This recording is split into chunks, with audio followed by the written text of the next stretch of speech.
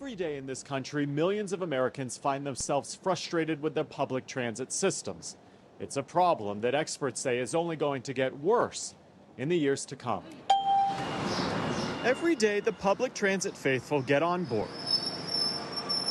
Trips to work or school or any place else start off with the best intentions and often end in frustrating delays at every turn. The pandemic really showed sort of the underbelly of the faults of the transit systems across the country. Peter Wilson is a policy advisor for a group called Transportation for Massachusetts. We turned to him because it was here. Last August, when Boston's Orange Line first made national headlines after a 43-year-old train caught fire on a bridge. Chaos ensued. One rider even jumped into a river below. What happened next was a month-long shutdown of one of the busiest subway lines in the nation. 5 years worth of work was supposed to be completed in 30 days. You're looking at just people not having faith and trust in the system to actually get them where they need to be.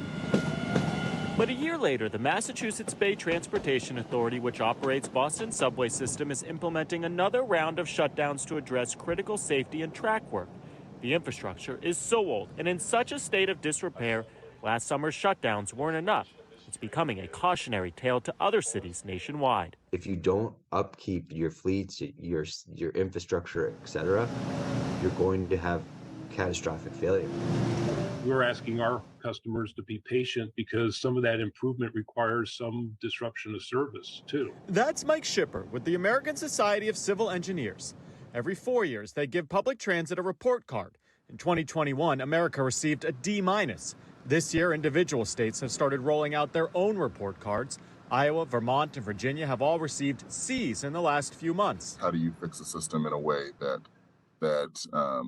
doesn't drive riders away?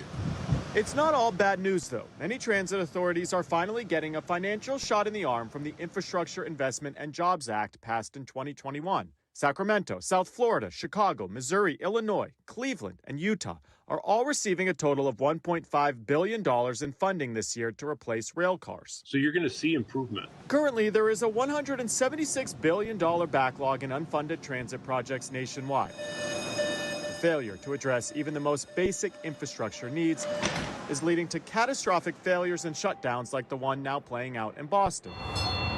Even in a city like Denver, where the light rail was built less than 30 years ago, newer transit systems are no longer new. Trains have a useful life of about 30 years. Buses should only be on the road for 12. But decades of underfunding means cities have stretched those years out far beyond what's often safe. And some people don't have those choices, to be clear, right? So that's even worse for them, because imagine relying 100% on public transit to get you where you need to go and not knowing every day when you walk out the door or whether you're going to get to work on time. Advocates are worried once riders leave public transit because of unreliability, they may not come back. At the end of the day, it is riders who will ultimately pay the price for America not paying up for transit. Chris Conte, Scripps News, Boston.